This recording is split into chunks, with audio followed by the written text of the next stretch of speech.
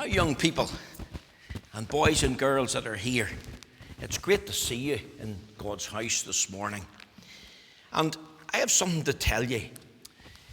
Last Sunday night when we preached on the book of Ruth, I noticed whenever I went home that the word redeem is used 7 times by a man called Boaz in conversation with another man at the gate in Bethlehem, Judah. And I have wrote the word redeem here, R-E-D-E-E-M. Now, what does this word mean? I'm not going to ask for any show of hands. You see, sometimes when I go into the nursing home, I have to sit with people who maybe just don't feel that well. And some of them, of course, have difficulty communicating.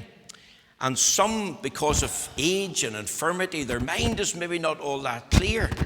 And one of the things that I do is I play that lovely hymn that we sing, redeemed, how I love to proclaim it, redeemed by the blood of the Lamb, redeemed through his infinite mercy, his child, and forever I am.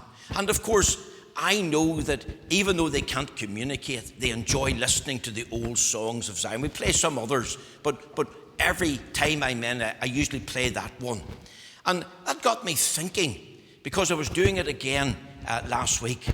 I wonder, do boys and girls and young people know what the word redeem means in the Bible? Well, I'm going to tell you a story. And the story is about a little boy who got a piece of wood. His daddy had bought him a nice toolkit, which I couldn't find this morning, for I know 2 boys that have one. And I was looking for it, but I couldn't find it. But his daddy bought them a toolkit, maybe for birthday or for Christmas. And this little boy with the toolkit, he got a piece of wood and he decided, I'm going to make a boat. So I want you to think of the boy that made a boat. And here's one here that Hartford Arnold made for me. And it's a beautiful boat. We've made reference to it before. It's called the Boy Matthew, because a boat has to have a name. But this little boy that made the boat, he took the boat down to the river after he had made it. And he had nice white sails on it and a piece of string. And he was watching it going up and down in the current. Can you just picture that? Do you know what happened? He lost the boat. And he cried.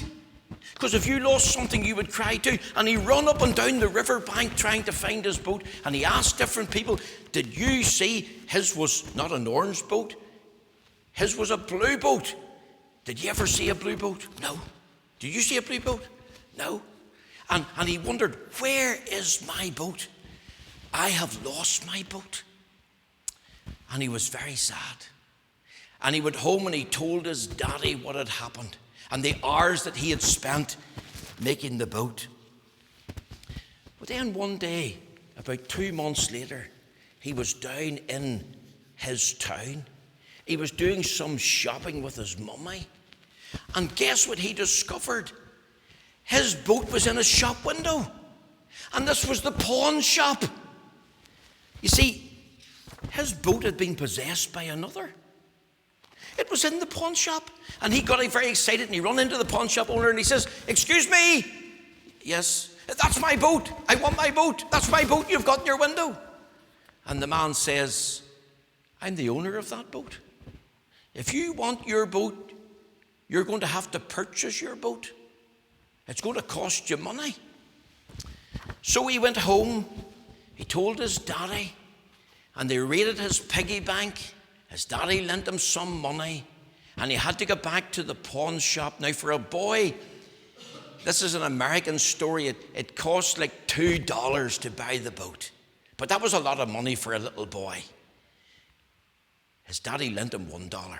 So we'll not make it dollars. We'll make it £2 just to be Englified. And he went back to the shop and he bought the boat.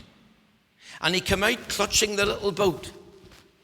And he says, the little boat is mine. It's mine twice. I made the boat. And I have bought the boat back. Boys and girls, that's the meaning of the word redeemed. The word redeem means to buy back by paying a price. And when you buy something back and pay a price, then you have bought that, and that becomes yours. And you know, isn't that a picture? God has made us. We're made in God's image. That's a wonderful thing to realize. God made male and female, and it's God that gives us life and everything else to enjoy on life's journey. But you know, we lost that life of communion and fellowship with God when Adam fell in sin, because we fell in him. And sadly, we're possessed by another. You know what the Bible tells us? The whole world lies in the lap of wickedness. In other words, we're all under the control and spell and dominion of an evil one called the devil. And the only way we can be released from that is by the word redeem, and by being bought with a price. And without that, we will be forever lost. The Bible talks about redemption through his blood, in whom we have redemption through his blood, even the forgiveness of sins, according to the riches of his grace. And I wonder, have you realized that God made you, and that life of fellowship and communion with God you lost because of sin, and you're now a captive to the devil? You're one of his slaves. You're under his control. You're under his spell, and you need to be redeemed. And the only person who could redeem you is the Lord Jesus Christ. My Redeemer, we were singing. That's the Lord Jesus Christ. He is called the Redeemer, and he's the one that paid the ransom price, and that ransom price was the price of his precious shed blood that he shed on the cross. And if you come and trust him, then he will say to you, I have made you, and I have bought you, and you are mine. The Lord bless you today. I trust that you'll know that God has not only made you, but God has bought you with the precious blood. Thank you.